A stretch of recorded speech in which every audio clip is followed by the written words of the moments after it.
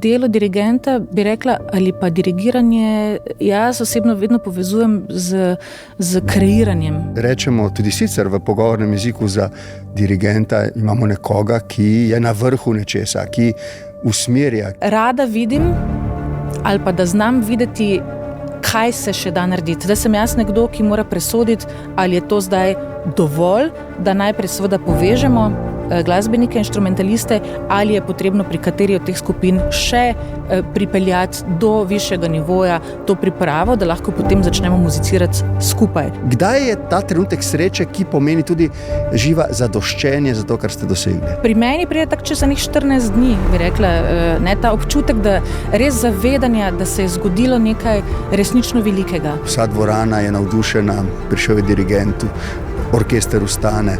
Ali imate takrat neke posebne občutke? Dam namig, da se odprejo vrata, grem na oder in slišim aplavz, ki je v bistvu kot nek...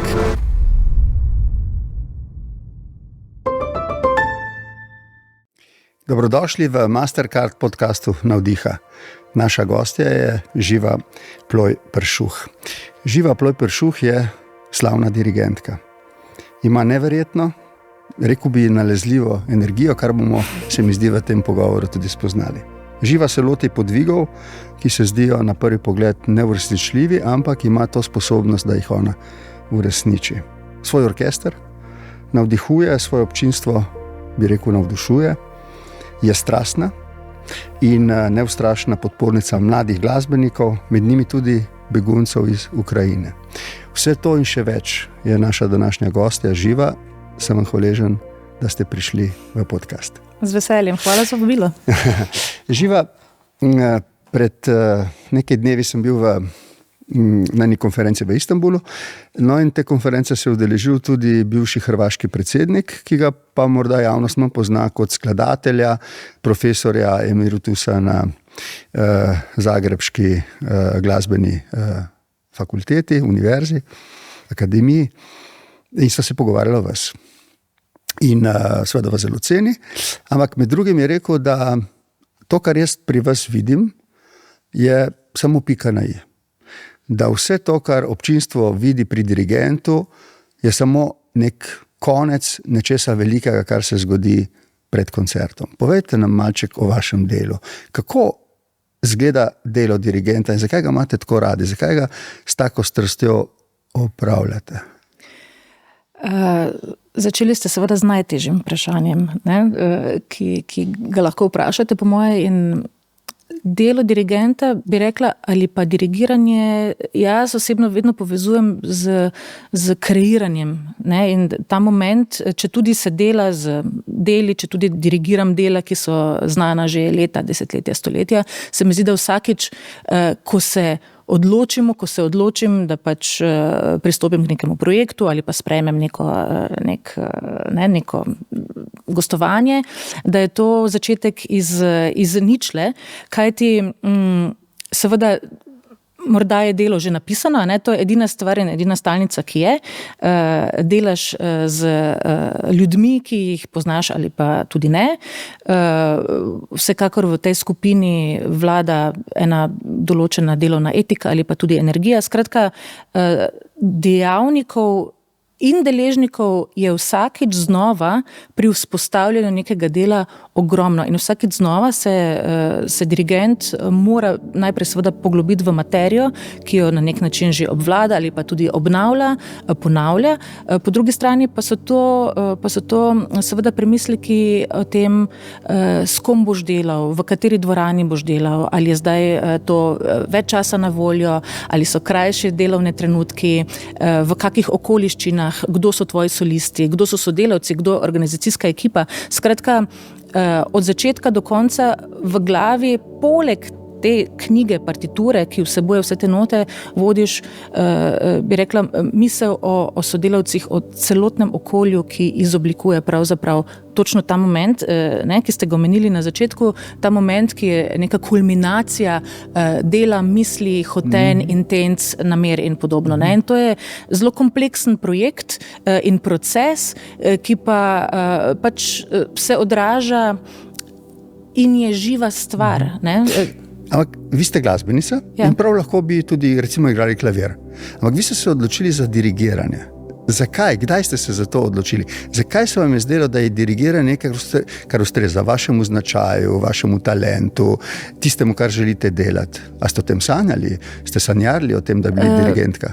Pravzaprav ne, sanjarila nisem nikoli, oziroma moram reči, priznam, da nikoli si nisem upala sanjariti o čem tako velikem. Dirigiranje je bilo zame vedno poklic, ki sem ga občudovala pri maestru Urošu Lajevicu, recimo pri Marku Letonji, pri vseh pač velikih dirigentih, ki so bili pred mano. Občudovala sem, čeprav zdaj se, pravzaprav, ko obnavljam nekatere opere, se spominjam, recimo, da sem jih videla v Mariborskem teatru, kjer je bila zaposlena moja mama. Skratka, enih polno takih momentov se mi je zgodilo v otroštvu, ki so me privedli nekako na to idejo, da bi morda dirigirala, in spomnim se, da sem ogromno o tem spraševala, ampak nisem dobila prav konkretnih odgovorov, ki bi mene osebno privedli naprej, in sem to željo začela potem gojiti v sebi na nek način. Kdaj se je to začelo? In hodila sem k pevskim zborom, odkar pomnim, od vrtca, recimo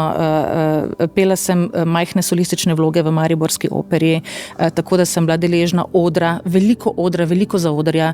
Dolgo časa sem bila pevka pri slovitem dekliškem zboru Karmena Slovenika in z tem zborom pravzaprav spoznala procese od začetka do konca neke produkcije in tudi velike odre po svetu.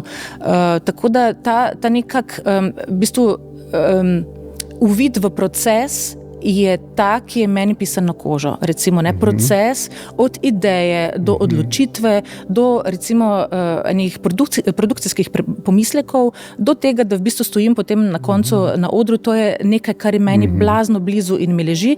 In tekom glasbenega izobraževanja, tekom večjih let igranja klavirja, enih 12 ali celo več, sem ugotovila, da je moje mesto ne solistično za enim inštrumentom, kjer bi se na nek način lahko tudi skrila ali pa van nekako potopila, ampak je moje mesto to, da nagovarjam ogromno ljudi, da jih prepričam v nek moment. Mislite na glasbenike ali na občinstvo? Na glasbenike. Občinstvo ni v mojih rokah, bi rekla. Čeprav občinstvo zdaj skozi leta dirigiranja seveda znam tudi, bi rekla, voditi na nek način ali pa povezati ali pa združevati. Tako da pač ta povezovalni moment morda, tudi zdajšnjo kariero morda oblikuje nekako najbolj. Je to mogoče del vašega značaja? In to zna biti del mojega značaja, ki je nekako že od nekdaj, lahko rečem morda tukaj na glas, socialno usmerjen, nekako odprt. Potrpežljiv? Izjemno potrpežljiv, v določenih trenutkih tudi ne, bi rekla, v določenih trenutkih pa, če treba se odločiti, nekdo mora odločitev sprejeti. Disciplino želite. Pač ob zavedanju, da nosiš tudi popolnoma celotno odgovornost za te stvari. In to so nekako odločilni momenti znotraj in značaja in seveda tudi šolanja. A ste kdaj živo razmišljali o tem, da rečemo tudi sicer v pogovornem jeziku za dirigenta imamo nekoga, ki je na vrhu nečesa, ki usmerja, ki je, kako bi rekel, papež svoje cerkve, če že govorimo tukaj v semeniški knjižnici. Kako vidite ta položaj? Je tako odgovoren, je tako centralen? Mislim, je dokaj centralen. Je papež svoje cerkve, kadar si v svojem okolju, kadar si pred svojim orkestrom, oziroma kadar si pred orkestrom hiše, recimo, kjer si na nek način glavni umetniški vodja, oziroma ta, v kateremu stremi celotno delovanje. Ampak sicer si ta, ki sprejme končno in zadnjo odločitev. Ti si nekdo, ki v momentu recimo najboljše skladnosti, najlepše povezanosti prepustiš jadrnico, da pluje sama, v določenem momentu seveda pa rečeš, zdaj pa vsi desno. Je to povezano tudi z ambicioznostjo? Recimo, omeni ste klavir, seveda zelo pomemben instrument, ampak je del orkestra.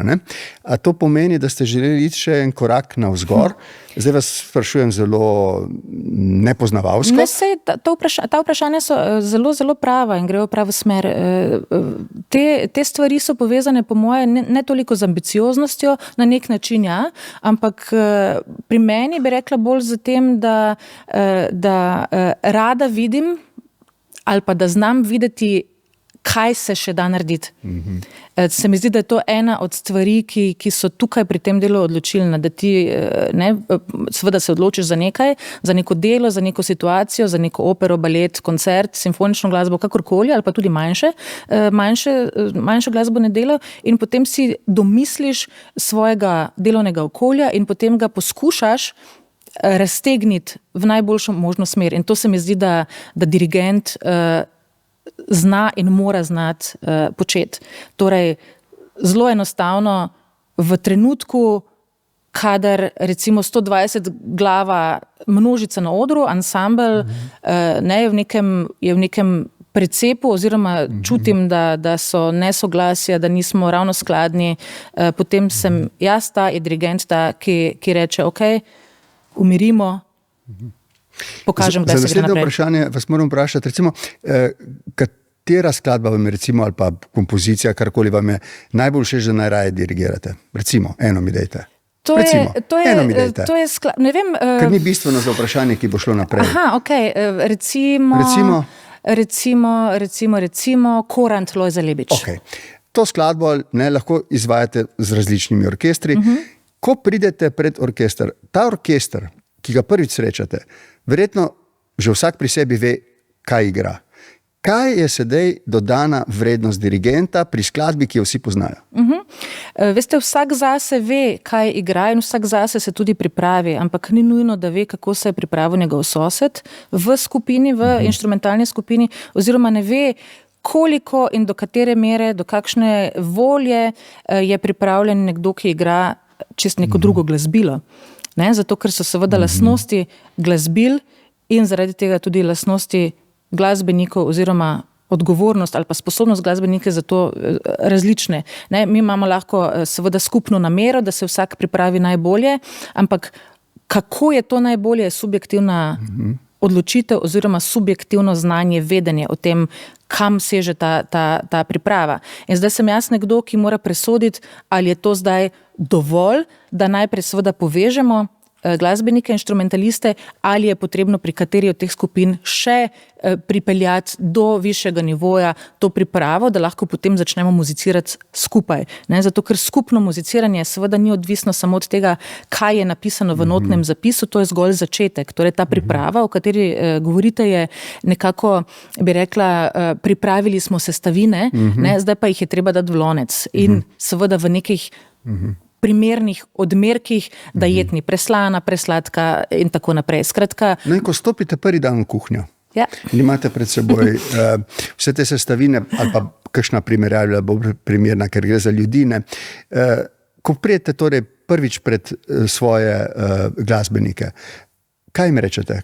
K čemu jih povabite? Kako jih nagovorite? Ker verjetno to je nekaj pomembnega. Takrat začnete. S čim začnete? Takrat začnem vedno z prihodom v delovni prostor. Recimo, to je moje... Vaša prezenca. To je moja prezenca. Predvsem pri gostujočih, kadar gostujem pri nekih tujih orkestrih, seveda je moj prihod tja noter nekaj, kar da ljudem vedeti približno, kako bo potekala vaja. Na vaji, ko še ni občinstva. In to je takšna situacija, kot danes z nama, recimo.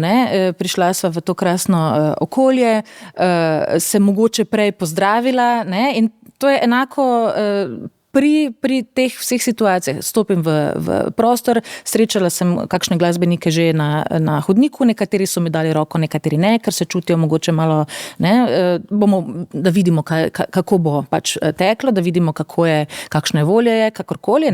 In potem seveda daš nek dober dan, absolutno, neke želje za dober delovni teden, mogoče pokomentiraš izbor program, seveda, če moj lasten izbor programa pokomentiram, zakaj smo skombinirali nekaj in želim vsem dobro delo in dobro energijo in to je prva vizitka, ki jo lahko odložim tisti dan.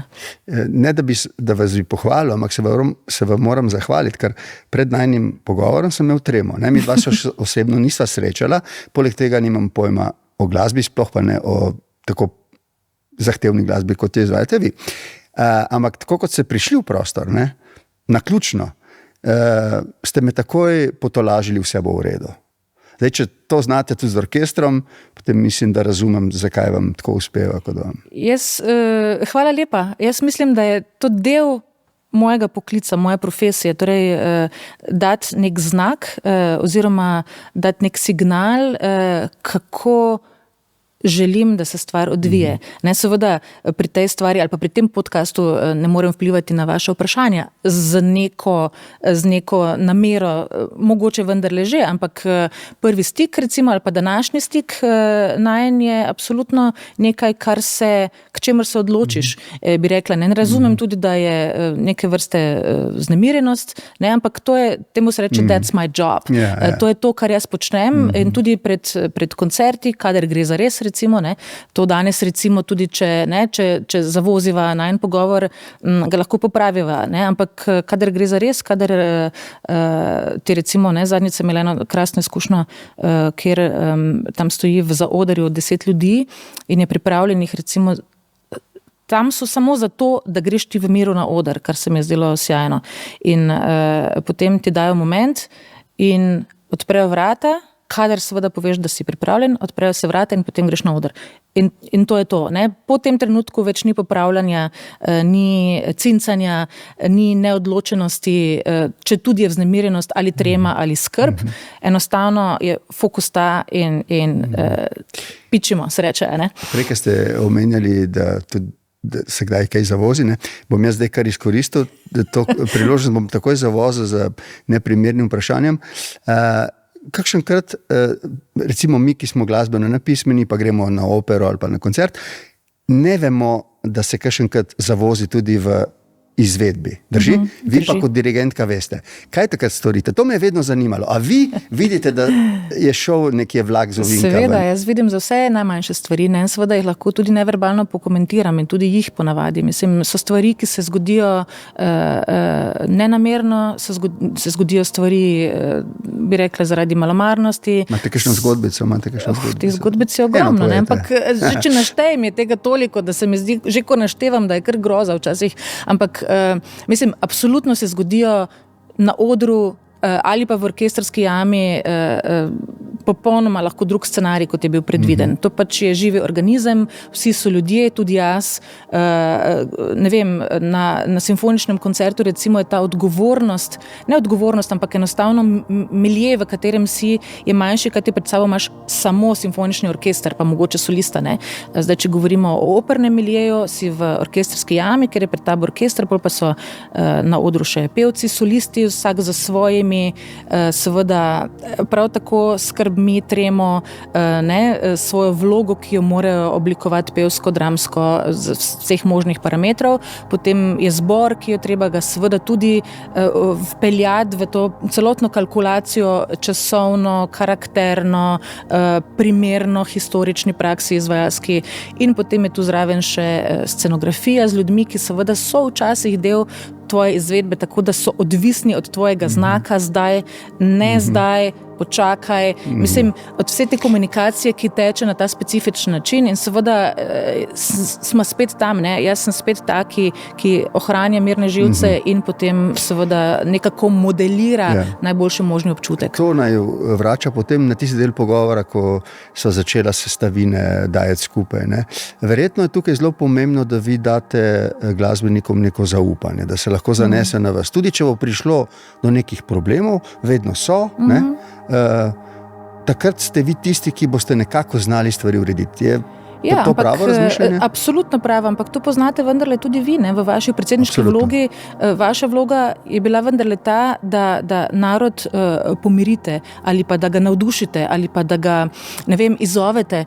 In ta pomiritveni, ne, bi rekla, ta pomiritvena vloga se mi zdi izjemno pomembna v vsakršnih okoliščinah in od vašega nagovora, od vaše prezence, od vaše izbire stavka, hitrosti govora, kaj boste poudarili, kdaj boste postali. To so vse znaki, ki ste jih tudi vi dali in še zmeraj seveda to počnete na marsikateri konferenci, v kakšnem podcastu, intervjuju, kakorkoli. Tako da tukaj najna vloga ni nič kaj drugačna. To so isti občutki, to so isti premisleki, s tem, da vaš metje je takšen, da vam dovoljuje verbalno komunikacijo, meni pa je ne. Oba sva odvisna od kupa sodelavcev, da nam to uspeva, kar nama. Absolutno. Mi naj jo opazi javnost, celega kupa ljudi, ki z nami sodeluje, pa ne. Tudi na koncu koncev, čeprav na koncertih vidimo glasbenike, kakšnega prav posebej, izstopa, potem boste povedali, kako kakšnega povabite, da posebej vstane in se ga nagradi z aplavzom, ampak ljudje so različni, in ves ta orkester morate vi nekako, kot smo rekli, pripraviti do neke uigranosti, Koliko je tukaj pomembna na eni strani disciplina, lojalnost, recimo porednost, kako te sestavine date skupaj, da potem to zaživi na odru, recimo na premieri, tako da recimo občinstvo ponori od sreče, ko je izvedeno. Ja, vse to so seveda momenti, ki jih rada dovolim, rada komuniciram z ljudmi, izjemno važno je, da ljudje ponudijo sami sebe. Kako izzovete iz njih najboljše, kar je v njih? Se jih ne poznate osebno? Točno to, ne poznam jih, ampak vidim, prepoznam njihovo intenco, recimo, želeli bi se nekateri, se veste, nekateri izstopajo potem, da se recimo dajo malo bolj v vidno polje, ali pa da, ne vem, to so take majhne stvari, ali pa da se presedajo, preden želijo, to seveda jaz opazim, jaz imam tam jih, ne vem, od 50 do 200 pred sabo, ampak opazim seveda intenco, oziroma naučila sem se čutiti intenco teh ljudi in seveda zakaj ne bi dala možnosti nekomu, ki želi mi pokazati z, ne vem, odigrano frazo, da bi bila mogoče ponudba njegova v to smer, pa se potem odločimo skupaj, ali je to v redu ali ne, ali je prehitro ali prepočasi, mogoče malo preveč samovšečno, pa potem to zgladimo. In pri taki komunikaciji, kjer ljudje ponudijo, kjer želijo biti vodeni, kjer želijo tvoje mnenje, to so v bistvu najbolj srečni trenutki, zato ker za takimi spet sestavinami je najlažje modelirati. Raje, kot da so zadržani, neprezentni, čakajo na navodilo. To dajanje navodil je najbolj suhoparno, recimo, in tudi, mislim, v določenih državah absolutno uspe vzpostaviti nek uspeh, ampak zame osebno je rezultat vedno boljši takrat, kadar so ljudje odprti in kadar komunicirajo s tabo na ta naš interni glasbeniški način in kadar seveda so za to, da si dovolijo biti ta unikum znotraj skupine. Ker ste govorili o prezenci, to se mi zdi zelo pomembno, prijete na oder. Vsa dvorana je navdušena, prišel je dirigent, orkester ustane. Ali imate takrat neke posebne občutke? Ali se sploh zavedate, ali ste v nekem, kako bi rekel, v nekem transu, kjer ste v taki koncentraciji, da vsega tega sploh ne opazite? Kaj od tega je res? Vse to je res in se tudi razlikuje od bi rekla, od priložnosti, od dvorane, v kateri si, od programa, ki ga dirigiraš. Velikokrat, največkrat bi rekla, se mi zgodi, da pač grem v to neko stanje koncentracije, potem se odprejo vrata, dam namig, da se odprejo vrata, grem na oder in slišim aplavz, ki je v bistvu kot nek, torej jaz več ne gledam posameznih ljudi, kako aplavdirajo, vidim orkester, da ostane, mi je seveda v redu, ker to je na nek način pozdrav tudi dirigentu, nek znak spoštljivosti in se pozdravim z koncertnim mojstrom ali z mojstrico, pa še mogoče z namestnikom, s prvim pultom, skratka, in to vse je že bi rekla, mislim, pogled koncertnemu mojstru v oči, absolutno ja, ampak potem je vse ostalo, ta obrat publiki je že v nekem notranjem svetu, kjer si ti popolnoma osrediščen in si hvaležen za aplavz, ampak jaz potem recimo ne iščem posameznih ljudi in jih več ne gledam v oči v publiki. Potem sem že not in se posvetim temu, da glasba že teče, v moji glavi že teče in že na nek način predvideva, kakšen bo začetek.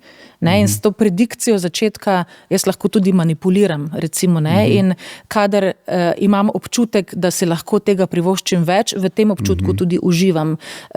To je, bi znala opisati temu verjetno občutku, ki ga ima. Jaz si predstavljam, da ima vsak šprinter vrhunski natančno to sem vas hotel vprašati, o čemer zdaj govorite. Ima feeling, kadar je postavljena na tale, ne vem, kako se reče, ampak kadar ona strese telo, nogo ena, nogo drugo, to več ne čutiš stadiona, pa so lahko vsi takole, ampak enostavno si ti tako koncentriran samo na to, a boš do milimetra tam nogo postavil ali ne, se v redu počutiš, ramena, ready, set, pištola, laufaš. Mislim, to je ta isti občutek, poln adrenalina in osredotočenosti. Ja. Ampak v enem trenutku, verjetno pa tudi dirigent proti koncu domnevam, morda celo na koncu, ko se obrnete proti občinstvu, ki vas nagrajuje za navdušenjem, ali ste takrat srečni? Kdaj je trenutek sreče? Celo neke navdušenosti vaše osebne. Ja, mislim, ali ste srečni potem, ko zvečer razmišljate, ali kdaj je ta trenutek sreče, ki pomeni tudi živa zadoščenje za to, kar ste dosegli? Bi rekla, da to pride šele, pri meni pride tak čez 14 dni, bi rekla, ta občutek, da res zavedanja, da se je zgodilo nekaj resnično velikega. To govorim za občutku po koncertu. Zna se zgoditi pa tudi seveda, da med koncertom ali pa med predstavo doživiš en tak, bi rekla, vrhunec vseh zbranih, kadar nam uspe se poenotiti, povedati to, kar smo vadili, ali pa tudi to, kar nismo, kadar se izzove trenutek in se ga potem napolni z enim takim, bi rekla, celokupnim, ne vem, kako imam slovenščini izraz za to, ampak skratka z eno tako vseobsegajočim, omnipotentnim zadoščenjem. Recimo, kdaj se vam je to recimo zgodilo, da vam bo zavedno ostalo v spominu? Da je bil nek končan koncert in v vas je naraščal občutek sreče, adrenalin je norel v vas? Teh je več koncertov, enega lahko povem, recimo en mi pride na pamet, kadar smo, dva bom povedala, dva sta res velika, se mi zdi tako velika, ki me data ogromno zadoščenja in tudi me spomnita, kadar je kaj težkega za to, da se potem pač gradi na teh. En je občutek take majhne zmage je bil gotovo, ko je prišel koncertirati z mano na oder Cankarjevega doma sloviti latvijski violinist Gidon Kremer, ki je podprl našo akcijo evakuacije in integracije Ukrajincev.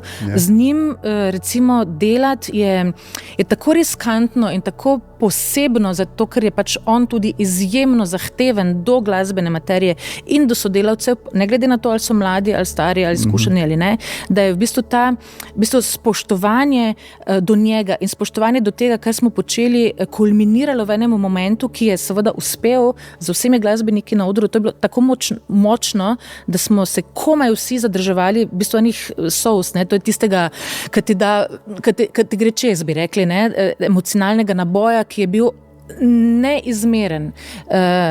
In še zdaj, recimo, kadar govorim o tem, se mi kar nabira, zato ker vem, kaj smo sprožili takrat v ljudeh in vem, kakšna je bila sporočilnost. A mogoče takrat ni bilo to povezano samo z glasbo, ampak tudi z poslanstvom tistega večera, mogoče? Vsega skupaj? Ampak glasba je vseeno na prvem mestu. Glasba je to orodje, glasba ima to moč in zaradi glasbe smo vse to speljali. Zaradi glasbe smo bili tam, kjer smo bili. In tudi ta drug moment, ki ga omenim, ki je bil tako, pa je v bistvu bil bolj moment štirih mladih hornistov, recimo, ki so bili enih 4 Italijani mladi, 15-16-letni fantje, ki so igrali z mano zelo na začetku v sklopu mojega mednarodnega orkestra in igrali smo ravno Koranta, Lojzeta Lebiča, in igrali smo ga na 3 lokacijah, v Mariboru, v Ljubljani in v Beogradu, v Kolarcu, in fantje so bili tako, ker je zelo težek part, zelo je zahteven del zanje in na koncu te skladbe je njihova naloga, da vstanejo in na vso moč v bistvu igrajo na ta svoj francoski rock horn. In oni so tako hlepeli potem, da bi se to uresničilo in so iskali na svet in pri meni in pri mentorjih in skratka se blazno trudili za to in za milimeter je zmanjkalo recimo v Mariboru, za 2 milimetra je zmanjkalo v Ljubljani in potem smo snemali ta koncert v Beogradu za srbsko televizijo. In tega ti je uspelo? In ta posnetek, te skladbe niso snemali, ampak je uspelo. Uspelo je pa njim. In to je bila to je zelo težko opisljivo, ampak oni so bili kot ne vem, Šeško, ki zadene gol, pa je to je bil odločevalni moment v ne vem kjeri ligi, ne, ampak ali pa ne vem, odtekel je nekdo 100 metrov in to je ta zlata medalja, Dončić je zmagal. Mislim, to je to zadoščenje, ki je absolutno osebna zmaga in družbena zmaga, ne, in vplivalo takrat nanje na cel orkester. To je bilo absolutno najboljše, kaj se je tistih 3 tedne dogajalo z njim in z mano. Recimo povprečen, recimo navdušenec v dvorani, ne, teh momentov ne bi znal oceniti, ne. Vem samo, ali mi je vse skupaj všeč ali ne in kakšne stvari so mi, kakšne pa ne. Ampak vi torej ne merite vašega uspeha z bučnosti aplavza, ne. To je bilo prepoceni, ne. Vi imate druge kriterije. Jaz imam zelo druge kriterije, ja. Kaj mora biti, se pravi ta eksplozija, neka perfektnost? Mislim, perfektnost ampak enostavno predanost. Mogoče to moje najbolj... Predanost orkestra in mene, seveda. Predanost momentu, predanost glasbenemu delu in predanost trenutku. To se mi zdi... Je aplavz bolj skromen? Aplavz ni... Mislim, aplavz je lahko bolj skromen, zato ker so ljudje tudi šokirani. Mislim, to je zelo težko potem meriti po teh vatlih, ampak rada bi se vrnila na to, kar ste rekli najprej. Rekla bi in dam roko v ogenj, da bi tudi vi znali preceniti, kdaj so ti trenutki, kadar je izvedba res sjajna. Zato ker glasba nagovarja drugače. Eno je seveda všečnost in nevšečnost, kar je popolnoma legitimno, tudi meni niso vse stvari všeč in mi tudi ne bodo in tudi povem na glas, zakaj mi niso in ne, ali pa tudi ne povem, zakaj mi niso, ampak enostavno se moment te predanosti in tega viška recimo čuti tudi pri ljudeh, ki nimajo glasbi prav nobenega pojma. Ne hodijo na koncerte, mogoče hodijo raje na športne prireditve ali pa na kakšne, ne vem, predstave v gledališče, ampak čuti vsak, kdaj se to zgodi. Je pa res, da takšnih momentov ni veliko. Ne? Ti momenti, ki so res prav vrhov, teh je izjemno malo in zato so toliko več vredni. Zdaj, nekaj dirigentov je svetovno znanih in jih poznamo tudi tisti, ki smo glasbeno nepismeni. Imate kakšnega vzornika med njimi? Vzornikov imam več, oziroma ne bi rekla, da so to zdaj idoli, ampak enostavno so ljudje, ki imajo ogromno znanje. To je nekdo, s komer delam večkrat, Antonio Papano, on je dirigent, ki je baziran v Londonu in je zdaj šef Londonskega simfoničnega orkestra, prej Kraljeve opere v Londonu. Carlos Kleiber, ki je že preminuli dirigent in je pokopan v Sloveniji, kar izjemno malo ljudi ve. To so recimo, ta dva sta recimo katerim se vedno vračam, ne? K sreči lahko gospoda Papana recimo nagovorim, mu pišem, ga srečam, se z njim pogovarjam, ampak Carlosa Kleiberja pa... Kaj vam je pri njih všeč? Kaj vas navduši? Mislim, to je eno tako ogromno znanje pri obeh, to je veščina, to je poglobljenost, to je svoboda v posredovanju, gestikuliranju, to je izjemno, mislim, to je veliko znanje, to je nenadkrljivo znanje, ki sta ga in ga še vedno Papano pač uspešno predaja naprej in take ljudje imeti za v bistvu navdih in tudi za na nek način mentorja je neprecenljivo. To so znanja, ki se več ne učijo na isti način. To je, bi rekla, stara šola, ki je odvisna od same tehnike gestikuliranja do tega, kaj vse ti veš o kompoziciji kot taki. Torej, tudi za dirigentko velja, da rase skozi izkušnje? Absolutno vso življenje. Mi smo tisti, ki se učimo ves čas, ki se na pamet učimo ves čas. Pri vas? Veste, da mogoče Imate nekje nek deficit, pogrešate kaj? Zdaj že veste to, da... Deficit čutim zmeraj, kadar se lotevam nekega novega dela, ali pa deficit, mislim, to je ravno ta dialog sam s sabo, ne? Ti zmeraj čutiš, nikoli nisi zadovoljen, deficit je zmeraj, oziroma občutek od deficitu je zmeraj prisoten. Jaz ne poznam človeka, tudi teh velikanov, ne, ki bi rekla lahko, vse mi je jasno, šlo bo kot po maslu, dajmo se sprostiti in absolutno, to so ljudje, ki delajo v vsaki pauzi, v vsakem momentu. Jaz vidim, kadar sem s Papanom, recimo, jaz vidim, da on v vsakem momentu še lista partituro, sprašuje, debatiramo, ali bi tako ali bi drugače, ker je to odvisno ne samo od tebe, ki to v bistvu naštudiraš in podajaš, ampak od toliko dejavnikov. Od drugih ljudi, a ne? Razumem, kako trenira recimo pianist ali pa nekdo na violini. Ampak kako pa trenira dirigent? Kakšno je vaše delo? Vi gledate partituro, kako trenirate brez glasbenikov? Ja. Ko ste z njimi, razumem delo, ampak ko ste sami? Jaz rada rečem, da treniram takrat, kadar sem z orkestrom, ne? Največji trening in tudi največji... To razumem, sami se ne poglabljate, da bi... Seveda, absolutno, ampak to je imaginarno delo. Ne? Kadar delam samo s partituro, to pomeni, da jo seveda najprej preberem, si sama sebi objasnim strukturo, posebnosti, slog, razmislim o tem, kako velik mora biti orkester, zakaj bi bil lahko večji, zakaj mogoče ni v redu, če je manjši. Skratka, vse te tehnične zadeve in potem seveda imaginarno vodim v svoji glavi orkester, absolutno ne, ampak to je neprimerljivo delo z tem, kadar si ti dejansko pred živimi ljudmi. Zdaj Živa pa morava iti na vašo kariero, ne? Morava malček povedati o njej, čeprav tisti, ki vas spremljajo, to vse dobro vedo, ne? Že prej, ko sva klepetala, tako neformalno sem vam rekel, da ko sem prebiral in listal in gledal o vas, sem imel občutek, da skozi nekaj ustanavljate. Skozi greste iz enega projekta v drugega, nekako rastete s temi projekti. Nekako se mi zdi tudi, ne vem, če bom zdaj sploh to prav rekel, ne, da imate neko željo po nekem plemenitem poslanstvu, pa ne, da bi se zdaj s tem bahali, ampak nekako je v vas neka plemenitost, no, vam ne laskam, ampak nekako prvič pomagate mladim, zelo iskreno jim dajete priložnost in tako, pa tudi recimo to, da sestavite skupaj begunce, ne.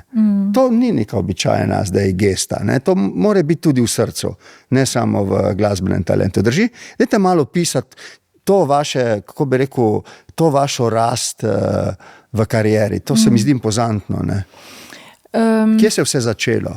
S katerim projektom? Mislim, začelo se zagotovo z mojim študijem, ki je bil, bi rekla, eno zelo srečno obdobje. Jaz sem bila v Nemčiji. Jaz sem se odločila, da bom šla v Mannheim, na v bistvu univerzo v Mannheim, in tam sem doživela eno, bi rekla, eno zelo odprto okolje do takih, kot sem jaz prav, ki imamo željo, ki imamo polno vprašanj, ki smo nepopisan list. Skratka, in pred študijem mislim, ta študij v bistvu je bil niti ne impuls mene same, je treba priznati, ampak profesora, ki je želel, da to, kar nosim, da končno dam na plano, in ta pač, ne, profesor Georg Grün najprej in potem pozneje Klaus Arp, ona dva sta pravzaprav očitno videla, da jaz to vse, o čemer ste govorili, nosim, ampak da ni izoblikovano v formo nekoga, ki lahko recimo danes stopi na oder. Vi ste bili talent, ali ste ga pa brusili? Mislim, ja, talent, enostavno želja, pa verjetno tudi talent, mislim, zagotovo, ampak predvsem tudi vztrajnost, vzdržnost. Jaz ne tudi zdaj, bi rekla, kadar se lotim stvari, lahko ure in ure delam na njej, torej se ne ustavim, dokler nimam občutka, da smo nekaj dosegli. Govorim tudi za svojo pisarno, za svojo ekipo, ki je ves čas ob meni, kadar pač delamo takšne velike stvari, kot so recimo akcije z Ukrajinci in podobno.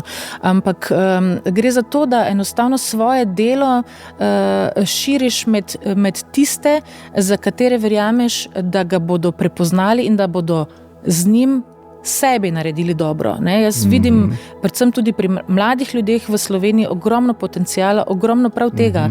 etike, potrpežljivosti, vztrajnosti, dobrih namenov, tudi artikuliranosti. Mladi ljudje pri nas so izjemno artikulirani, še zmeraj, ne? Čeprav se nam zdi, mladina, to bomo dali malo na stran, niso oni odločevalci, so lahko odločevalci, če jih izoblikujemo v nekaj, kar je potem sposobno pogovora. Absolutno navdihnemo k dobremu, jih usmerimo v njihovo smer, v njihovo izbrano smer, jim damo tam podporo in mladih ljudi jaz pač na svoji poti srečujem ogromno, ki imajo ta potencial in zmeraj se mi zdi, da je moja veličina lahko še večja, če jih imam ob boku, če hodimo skupaj, če je to ena skupina mladih, zanosa polnih, etičnih, navdihujočih posameznikov in tudi potem skupine. In zakaj ne bi tega izkoristili? To se mi zdi enostavno nujnost v mojem poklicu, tako kot moram pač v 5 minutah navdušiti en profesionalni orkester odraslih ljudi, različnih izkušenj, različno izkušenih ljudi, tako se mi zdi, da je vredno se obrniti v mlajše generacije in tudi njim dati ta zagon. To je, se mi zdi, moja absolutna nujna poteza, večkratna v mojem življenju. Ni samo to, da sem jaz zdaj recimo temu uspešna oseba, dirigentka v mojem poslu. To ni dovolj. Mislim, vsakdo, ki počne nekaj odgovornega, kot je odgovarjati za to, ali bo zdaj v eni sekundi glasba potekala po tem vzoru ali drugače, se mi zdi, da je nujnost, da damo vedeti mladim, da imajo recimo enega sogovornika, ne, tako kot recimo pri vas, da imajo sogovornika, da je to pogovor, ki ni zgolj small talk, ampak da je zaupanje vrednih 5 minut, ki morda dajo žar, navdih, pogum, enostavno pogum, da se človek odloči drugače, kot bi se sicer. In to je enostavno ena vrednota ali pa vrednost in tudi k sreči del mojega poklica. Vsi ti, ki smo jih tudi naštela, ne? Carlos Kleiber, Antonio Papano, Claudio Abbado, zagotovo, to so ljudje, ki so ustanavljali mlade talente, podpirali. Claudio Abbado, recimo, sloviti, že tudi pokojni, nažalost, dirigent, je bil ta, ki je ne samo podpiral izjemne soliste, ampak dal toliko pečatov glasbenemu svetu in tudi svetu sicer. Daniel Barenboim, sloviti dirigent, ki povezuje, ne vem, Izrael in Palestino.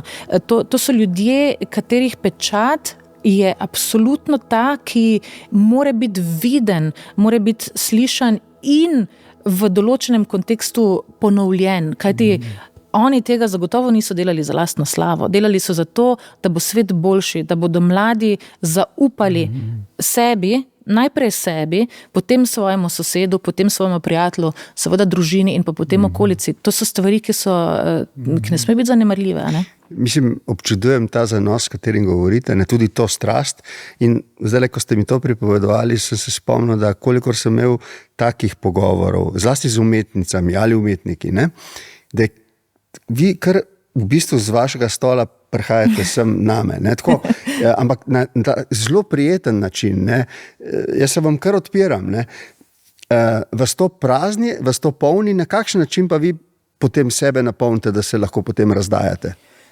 Mene zelo napolnijo trenutki, kadar uspe ena takšna namera. Recimo, ne, seveda en tak pogovor, tudi najin zdaj je navdihujoč, absolutno, ne, zato ker cenim vsa vprašanja, ki so iskrena, odkrita, odprta, absolutno. In to je del te vzajemnosti, ne, tako da jaz pri svojem delu se, tako kot se praznim, se tudi polnim. Absolutno so kdaj tudi trenutki, ki so izjemno zahtevni in ne, človek potem rabi, ne vem, 3 tedne, da prije k sebi. Tudi to se zgodi, absolutno, ampak se mi zdi, da je moja mogoče pa značajska sposobnost, ki mi tukaj nekako nudi več opore, ta, da sem zelo vzdržna, ne, mislim, vztrajna in tudi ogromno bremena zdržim, tako da si lahko privoščim tek na daljše proge. Ta odločitev, da povabite skupaj begunske glasbenice in glasbenike, kdaj se je porodila, zakaj? Si mislim, ampak povejte 2 stavka še enkrat o tem. Se mi zdi, da to pa je nekaj, kar je ne samo v glasbenem smislu, ne, ampak tudi v enem človeškem smislu, absolutno vstopajoče, ne. Ja, mislim, morda je ta moment, vse veste, ta vseobsegajoča vojna Rusije in Ukrajine se je zgodila v enem takem momentu, ko se mi zdi, da je nas, ljudi, zajela popolnoma nepripravljene. Mislim, jaz ne vem, morda so to ljudje predvidevali že iz leta 2014-2009, nekateri so videli, mogoče na vašem podestu se o teh stvarih pogovarjate drugače, ampak enostavno navadni ljudje, kot sem jaz ali pa moja okolica, mi smo bili popolnoma šokirani.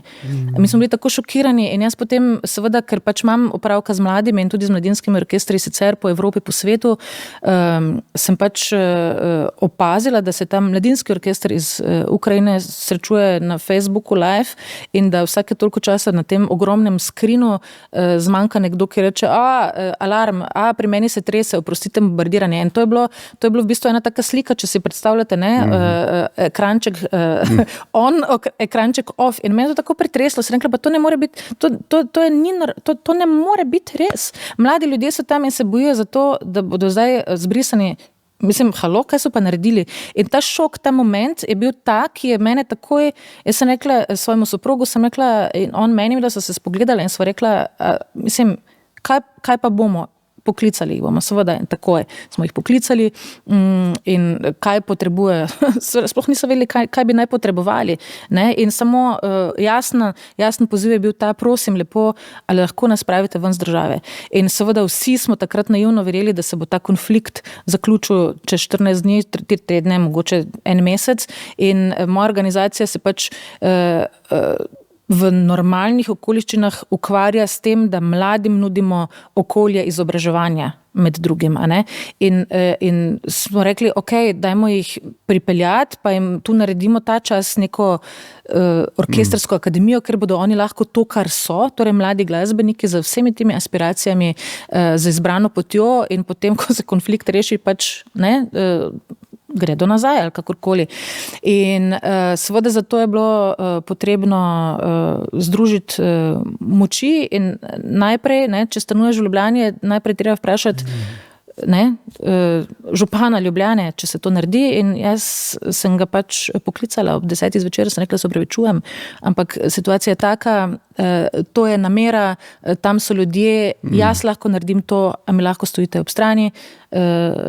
Gospod župan Janković je takrat rekel, živa, slišimo se zjutraj ob 6, boš povedala, kaj potrebuješ.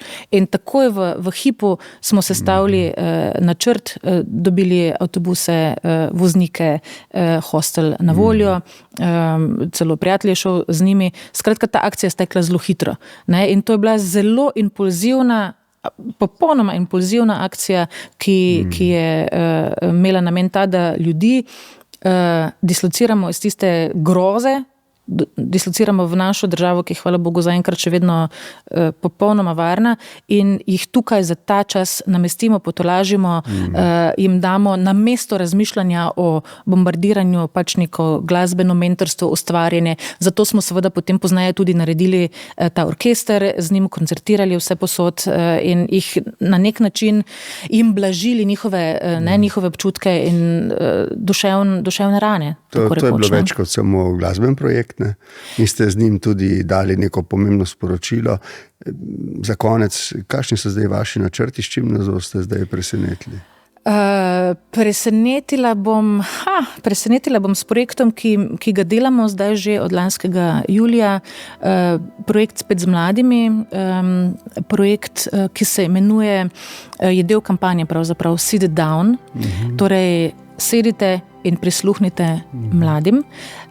In kampanja bo završala, upam, da do takšnih, kot ste vi, do vaših pač profesionalnih kolegov, do odločevalcev, do snovalcev prihodnosti, in sicer je namenjena temu, da bodo mladi ljudje z našim koncertom, ki se bo najprej zgodil v Križankah avgusta, na katerem bomo izvajali musical Piščalt, torej Otrok miru.